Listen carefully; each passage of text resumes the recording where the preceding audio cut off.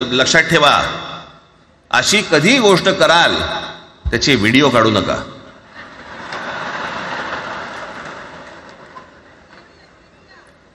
आपल्यामध्येच त्यांना कळलं पाहिजे. कळलं का? मारणारा कधी सांगत नसतो, मार खाणारा सांगत असतो मला मारला म्हणून. त्यांना सांगू देत. पण याचा अर्थ उठसूट कोणालाही उगाच मारायचं काही कारण नाहीये.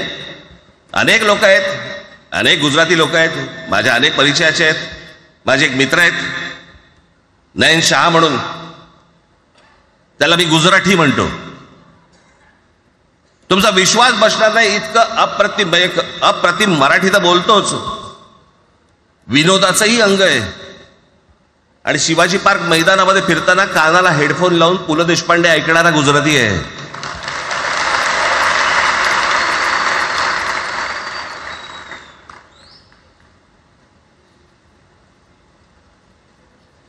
मी मगाशी तुम्हाला सांगितलं की हे मराठीचं बाळकडू, आमच्यासाठी ते बाळकडूच होतं.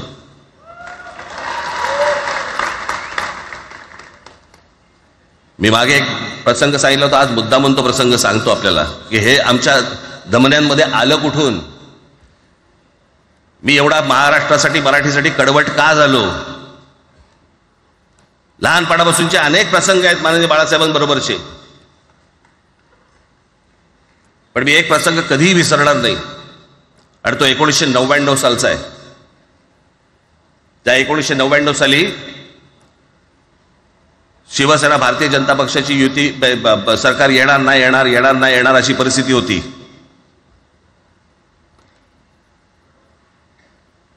पवार साहेब त्यावेळेला त्यांनी राष्ट्रवादी काँग्रेस पक्ष स्थापन केला होता.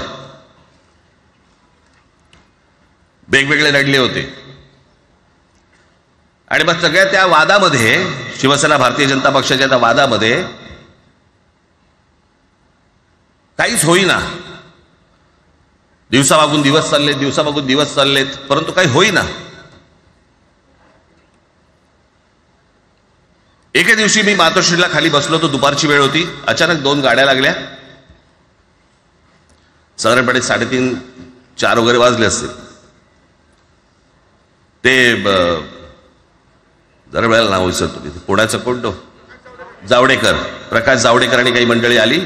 मला म्हणाले राज बाळासाहेबांना अर्जंट भेटायचंय. म्हटलं आत्ता ते भेटणार नाही. म्हटलं ती त्यांची झोपायची वेळ आहे. नाही म्हणे अर्जंट आहे म्हणे. म्हटलं नाही भेटणार. म्हटलं मी तुम्हाला सांगतो. म्हटलं काय विषय काय? म्हटलं मी बोलायचं काम करतो. म्हटलं काय विषय काय?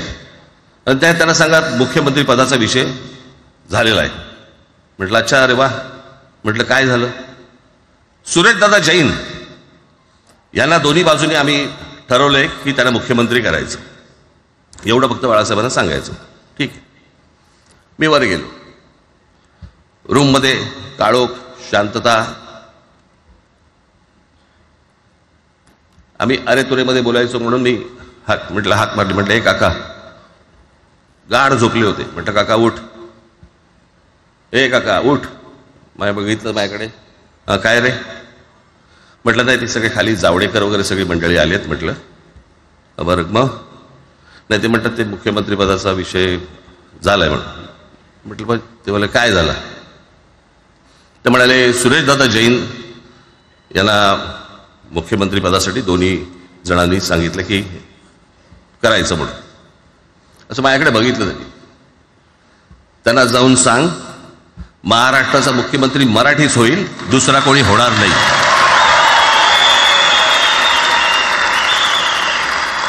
मराठी या एका विषयासाठी मला तिकडे कळलं की या माणसाने सत्तेवर लाथ मारली.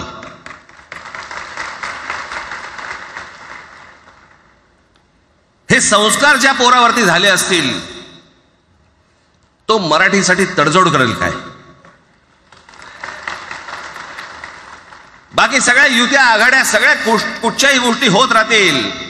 महाराष्ट्र, मराठी माणूस, मराठी भाषा याच्यावर तडजोड होणार नाही. कोणत्याही परिस्थितीत होणार नाही.